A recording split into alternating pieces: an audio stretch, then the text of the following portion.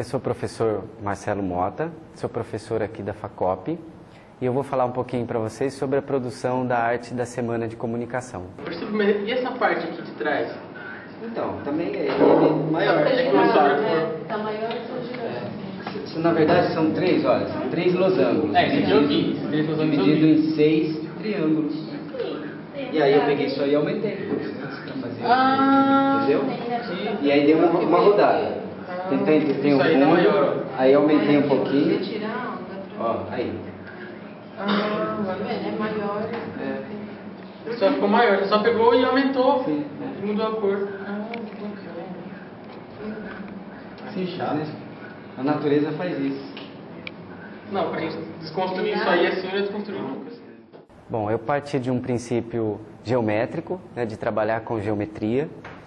Nessa arte, eu tive um prazo para desenvolver, então eu passei por uma fase de incubação da ideia e aí acabei resgatando alguns valores da geometria.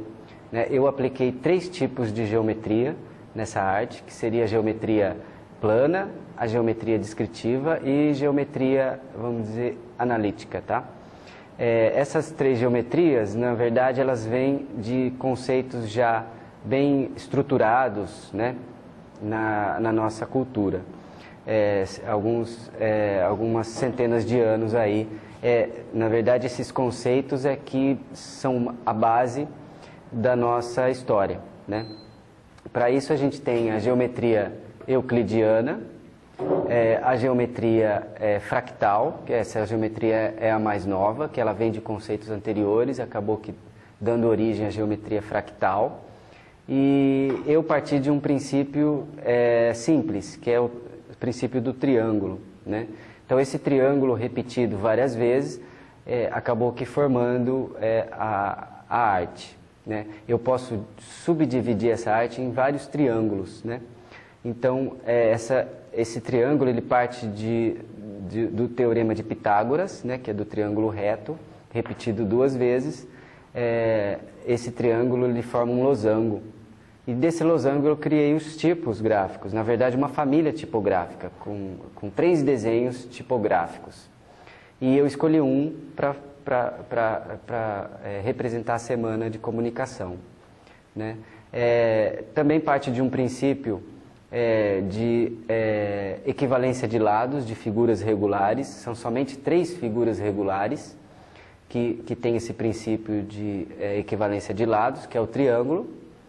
Eu posso construir uma malha triangular. Essa arte ela tem como base de fundo uma malha triangular. Tem a malha quadrangular, então eu encontro quadrado também nessa arte.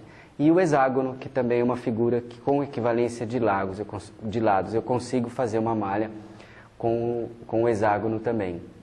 O tipo que eu criei, eu chamei de tipo hexagonal, família do tipo hexagonal, porque a construção com esse tipo acaba formando um hexágono, né?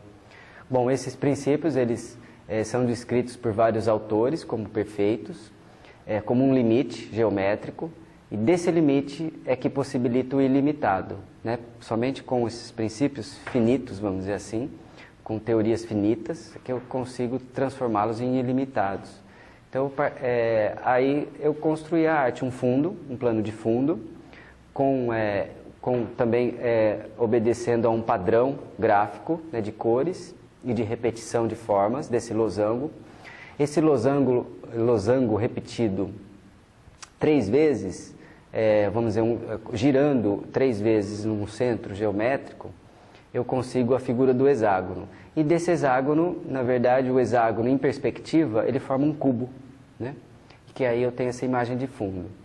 E ele fragmentado, vamos dizer, ele fragmentado, ele acaba formando um plano cartesiano, que são 3 vistas, né? Que é a vista das 3 dimensões. E que aí dá vazão aos tipos gráficos construídos, que escreve 18ª Semana de Comunicação. Foi essa a teoria que eu utilizei. Eu falei também da geometria fractal. Essa geometria fractal é uma consequência das outras geometrias, né?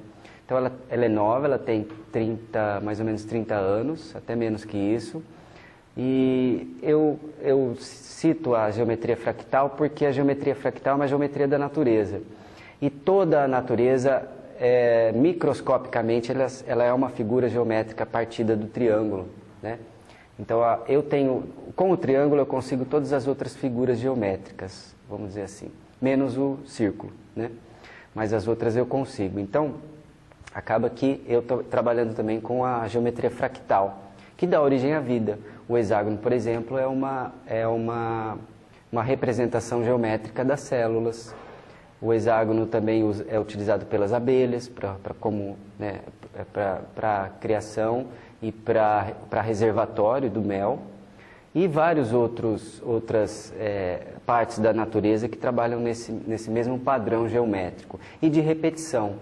E que aí eu tenho então essa fonte de inspiração também na geometria fractal, que é do Mandelbrot, né? Um autor criador da geometria fractal, que tenta explicar um pouquinho o processo da natureza, de criação de vida.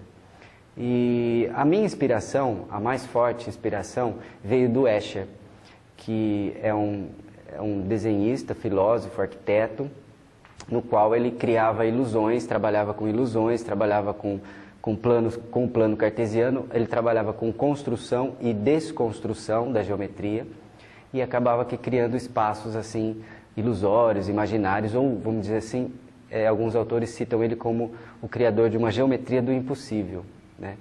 Claro que aqui eu tentei passar algo mais concreto, mais real, né? Mas minha inspiração a maior parte veio das obras de Escher.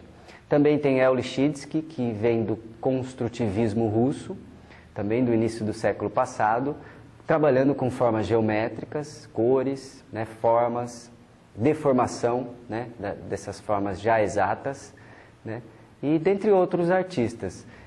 Os brasileiros, no Brasil a gente tem, por exemplo, Lígia Pepe, que é uma poeta, uma artista plástica construtivista.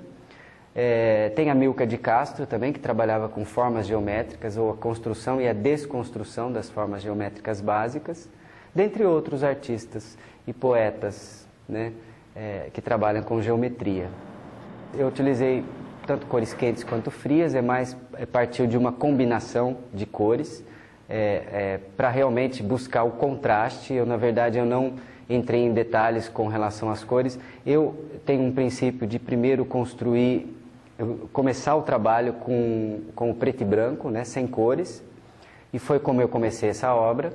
Inclusive os tipos, no primeiro momento também eu deixei em preto e branco, aí depois eu fui acrescentando as cores. O primeiro tipo ficou... Eu não mandei para você. Não sabia a final. Foi elegível. Aí eu mandei para a Larissa, para a Carol e quem mais? Que gosta do Marcelo. Ninguém leu. Só a Maria Ângela. Ela foi genial. Mas ninguém mais conseguiu ler, não deu certo. Aí eu tinha mais dois que eu queria. Esse era o mais fácil também. Aí o outro também era complicado. Esse aí ficou mais fácil. Ficou legível, né? As cores, para mim, ela vem como um complemento. Algo que vai trazer o contraste das informações ali e vai trazer mais percepção para o leitor, né? Acaba aqui destacando um pouquinho a tipografia. Mas eu utilizei cores quentes e cores frias, né, para buscar esse contraste e tons variados da mesma cor também. Se você gostou do vídeo, clique em gostei e se inscreva no canal. Tem 5 gatas e um cachorro. Não é muito, não. Não é muito, não. 5 gatos. Um cachorro. Mas se eu fosse ficar com todos os que eu já peguei da rua, eu teria uns 30 gatos.